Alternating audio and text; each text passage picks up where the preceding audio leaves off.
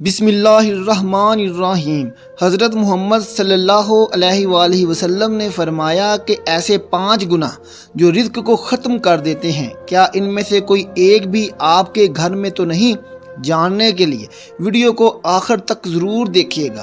حضرت علی رضی اللہ تعالیٰ عنہ کے پاس ایک شخص آیا، کہنے لگا، اے علی رضی اللہ تعالیٰ عنہ، وہ کون سے ایسے بدترین گناہ ہیں جو انسان کے رزق کو ختم کر دیتے ہیں، اور یہ گناہ دنیا و آخرت میں انسان کو اس طرح ذلیل کرتے ہیں کہ دنیا و آخرت میں انسان کا کوئی مددگار باقی نہیں رہتا۔ یہ سن کر حضرت سیدنا علی رضی اللہ تعالیٰ عنہ نے فرمایا، اے شخص، اللہ کے رسول نے فرمایا 5 گناہ ایسے ہیں جن کے کرنے پر انسان دنیا و آخرت میں تباہ و برباد ہو جاتا ہے۔ 5 گناہ ایسے خطرناک گناہ ہیں جن گناہوں کے کرنے پر انسان دنیا میں بے سکون رہ جاتا ہے، اس کے سکون کا جنازہ نکل جاتا ہے، دکھ عروج پر آ جاتے ہیں۔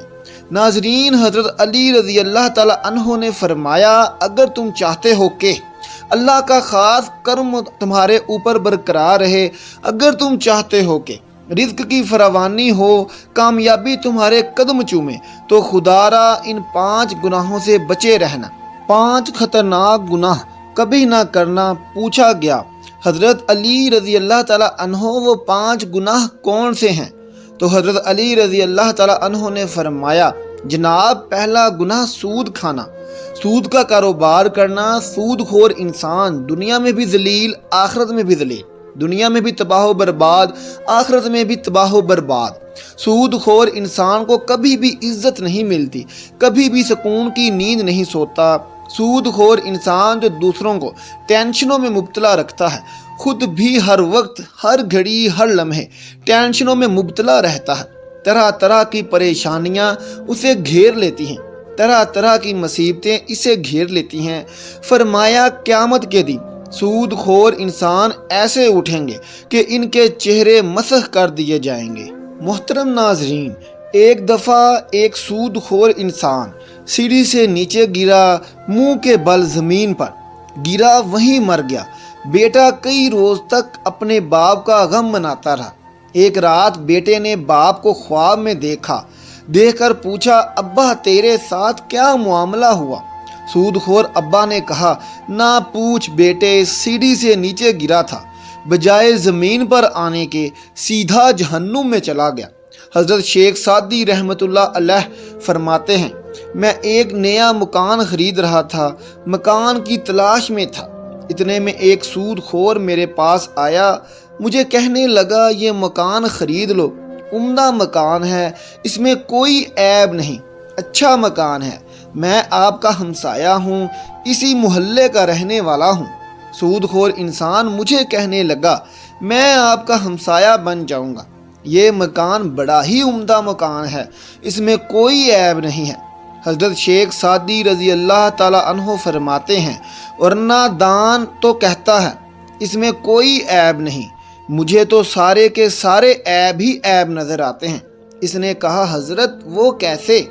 آپ رضی اللہ تعالیٰ عنہ نے فرمایا، اس سے بڑا عیب کیا ہوگا کہ تو میرا پڑوسی ہے، اس سے بڑا عیب کیا ہوگا کہ ایک سود خور میرا پڑوسی ہے، اور جہاں تجھ جیسا پڑوسی ہو وہ مکان تو مفت میں بھی ملے تو بھی مہنگا ہے۔ ناظرین، اگر دنیا و آخرت میں عزت چاہتے ہو، اگر دنیا و آخرت میں اعلیٰ مقام چاہتے ہو، اگر تم چاہتے ہو رزق کی فراوانی ہو، تو سود کبھی نہ کھانا، سود کا کاروبار کبھی نہ کرنا۔ آپ رضی اللہ تعالیٰ عنہ نے فرمایا، دوسرا گناہ کسی نیک عورت پر تہمت لگانا ہے، کسی نیک متقی پرہیزگار عورت پر تہمت لگانا۔ آپ رضی اللہ تعالیٰ عنہ نے فرمایا، کسی عورت پر تہمت نہ لگایا کر، کسی کی بیٹی پر تہمت نہ لگایا کر، اس سے پہلے کہ تیری بیٹی کے اوپر تہمت لگائی جائے۔ میرا اللہ فرماتا ہے، جو شخص کسی عورت پر تہمت لگاتا ہے، جو کسی نیک عورت پر تہمت لگاتا ہے، حالانکہ وہ اچھی ہیں، نیک ہیں، متقی پرہیزگار ہیں، نمازیں پڑھتی ہیں، روزے رکھتی ہیں، جو شخص کسی اچھی عورت پر تہمت لگاتا ہے، وہ دنیا و آخرت میں ذلیل و خوار ہو جاتا ہے۔ محترم ناظرین، اگر آپ لوگ کسی کی بیٹی سے نکاح نہیں کر سکتے تو نہ کرنا، کوئی بات نہیں ہے، لیکن ایک بات یاد رکھنا کہ کسی کی بیٹی کے اوپر بھی کبھی بھی کوئی بھی ایسی تہمت کبھی نہ لگانا۔ وہ بوڑھا باپ جو اپنی بوڑھی کمر پر بوریاں لاد لاد کر دن رات محنت مزدوری کرتا رہا، دن رات اوور ٹائم لگا کے محنت مزدوری کر کے بوڑھی کمر پہ بوریاں لاد لاد کے اس نے اپنی بیٹی کو جوان کیا، بیٹی کو پڑھایا لکھایا۔ آج جب اس کی بیٹی جوان ہوئی تو محلے کے نوجوانوں نے اس کی غریب بیٹی کو قبول ہی نہ کیا، تہمت لگا کے اسے ٹھکرا دیا، شادی کرنا گوارا نہ کیا، اس لیے کہ ان کے پاس جہیز نہیں ہے۔ ایک تو تم نے نکاح نہیں کیا، دوسرا اس پر تہمت تو نہ لگاؤ۔ فرمایا اگر تم چاہتے ہو کہ دنیا و آخرت میں تمہیں عزت ملے، مقام ملے، خوشحالی ملے، تو کسی نیک عورت پر تہمت نہ لگانا۔ تیسرا گناہ کسی کا مال ہڑپ نہ کرنا، مال ہڑپ کر جانا، خاص طور پر یتیموں کا مال ہڑپ کر جانا۔